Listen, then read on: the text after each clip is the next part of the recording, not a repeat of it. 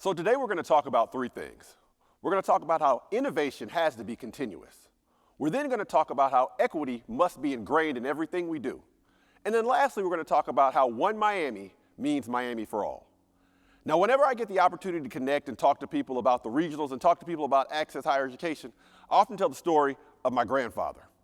My grandfather was born in 1905 in rural North Carolina. Now, as you can imagine, being an African-American male at that time period, there weren't a lot of opportunities. And when you think about the term or the idea of access, there wasn't a lot of access within his life. At 9 years old, he was rented out to work on plantations because his father had died at the hands of suicide.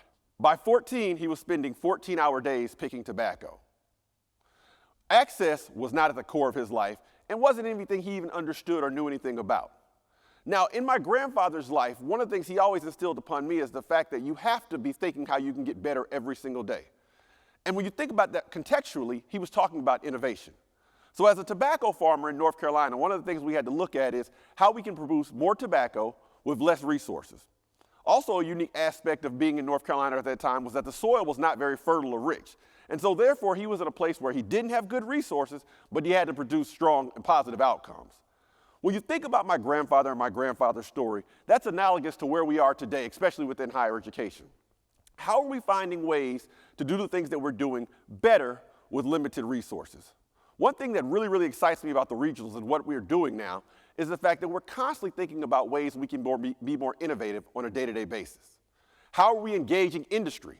How are we finding out what our businesses need for their new employees, and how are we making sure that we can add those skills into our already excellent curriculum? We're also thinking about how can we be responsive to the needs of our community? How can we think, where's our community going, and how do we work hand in hand and lockstep with our community so that we can move forward and see that economic uplifting that we all hope to see? We also have to look at things from the standpoint of an equity lens and say, how are we making sure that we're being innovative in how we serve all individuals, regardless of background, regardless of color, regardless of socioeconomic status? And so these are all questions we have to ask ourselves when we think about innovation. Every single day, are we finding new ideas and new ways to do the things we're doing better? Are we finding ways to scale them with fidelity? Are we finding ways to get more positive outcomes with limited resources and limited opportunities? And so when we think on a day-to-day basis, I want to challenge not only the folks on Miami Regional's campuses, but all of the Miami community to make sure that each day we're getting better than we were the day before. We also have to think about things through an equity lens. So as you tell stories, I'm often reminded of a story of the CEO who came in and any conversation he had, he said, what is the bottom line? And when he was thinking bottom line is what was the financial impact? And if any sort of question came up, any idea, any decision making, if it had a negative impact from a financial standpoint, he didn't like it. And he said it was half-baked and we had to go back to the kitchen and think about it more often.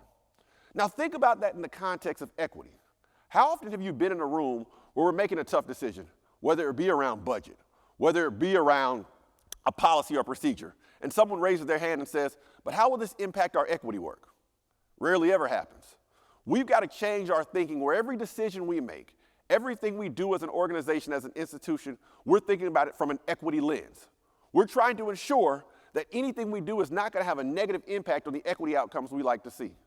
Is it going to increase the number of our low income, low socioeconomic, and underrepresented students?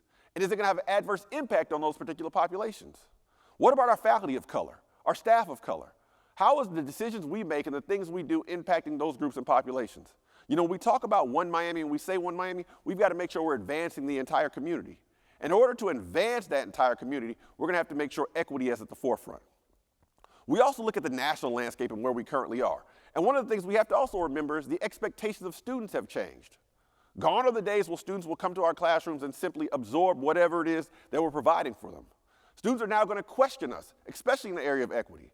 How are we moving forward in these areas? How are we engaging our communities? How are we making sure that we model the behavior on our campuses that we'd like to see in the world?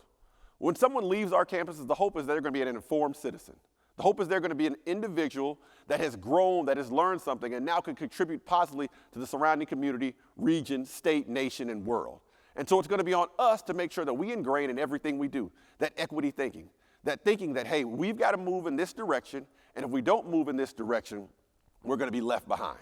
And so again, when I talk to our folks on the regionals campus and we think about what we're going to do going forward, We're going to prioritize equity in every conversation, every decision, every initiative, and ultimately every outcome that we see.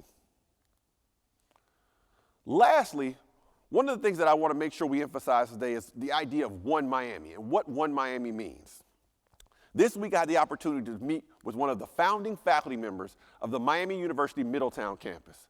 And so she told me the story about how in 1968, the faculty members on that campus came together to build a community that not only supported the surrounding Middletown community, but also surrounded the students that were coming to those campuses.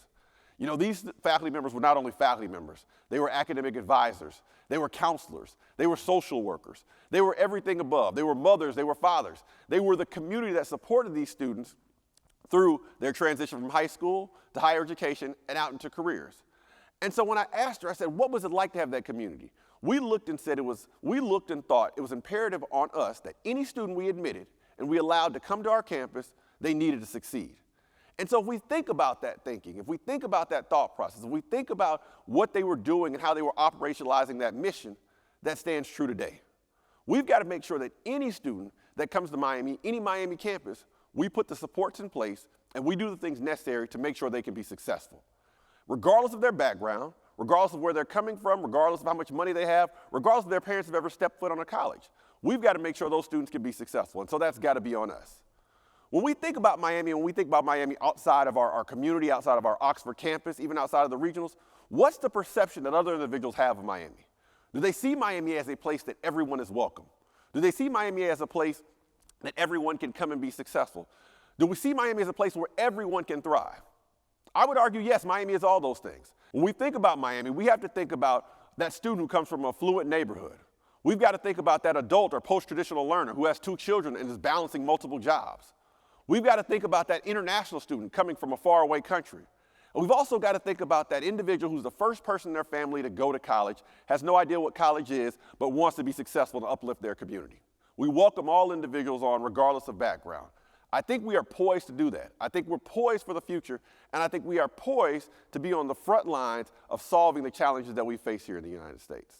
The regionals are primed and ready to make sure that One Miami means Miami for all.